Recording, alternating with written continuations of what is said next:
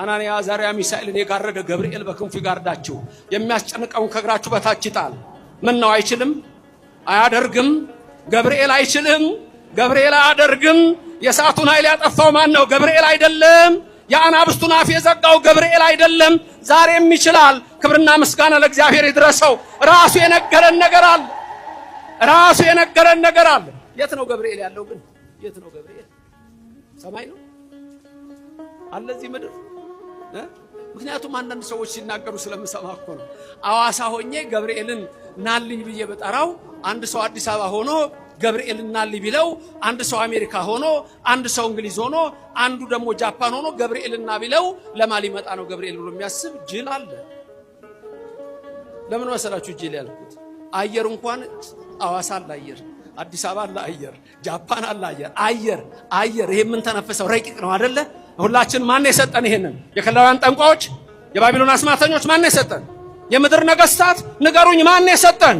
ማን ነው እንድንተነፍስ የሚያደርገን? ስሙን ጥሩት። ሰማይና ምድርን የፈጠረ የኔና የናንተ አምላክ ምስጉን የሆነ እግዚአብሔር ነው። ክብርና ምስጋና ለዘላለም ይድረሰው። ታዲያ ከአየር መላእክት ረቂቃን ናቸው። ከአየር መላእክት ረቂቃን ናቸው። ሌላ ቀርቶ ከአየር ከነፋስ የኔና የናንተ ነፍስ ረቂቅ ናት። ከነፋስ የኔና የናንተ ነፍስ ረቂቅ ናት። ከኔና ከናንተ ነፍስ መላእክት ረቂቃን ናቸው። ከመላእክት በላይ ደግሞ ሥላሴ ረቂቃን ናቸው። ባጭሩ እንዲገባችሁ እንዴት ይገለጻል መሰላችሁ? የአየር ርቀት በኔና በእናንተ ነፍስ ዘንድ እንደ ተራራ ነው። የኔና የናንተ ነፍስ ረቂቅ ናት አይደል? በገብርኤል ዘንድ ስትታይ ግን ተራራ ነው የምታክለው። ሚካኤል ገብርኤል ረቂቃን ናቸው አይደለም? በሥላሴ ዘንድ ሲታዩ እንደ ተራራ ነው የሚያክሉት። እግዚአብሔር ሁሉን የፈጠረ እሱ ነው። ስሙ ለዘላለም የተመሰገነ ይሁንልን። ክብር ምስጋና ለስሙ ይድረሰው። ታዲያ ማጋ ሊመጣ ነው ገብርኤል ይላል። ገብርኤል ደግሞ ምንድን ነው ያለን? ሉቃስ ወንጌል ምዕራፍ 1 ቁጥር 9 ላይ ከኔ ቀጥለው ተናገሩ። እኔ በእግዚአብሔር ፊት የምቆም ገብርኤል ነኝ። በማፊት የምቆም ክብር ምስጋና ይግባው። ማን ነው ይሄንን ያለው? በእግዚአብሔር ፊት የምቆመው ማን ነው ያለው?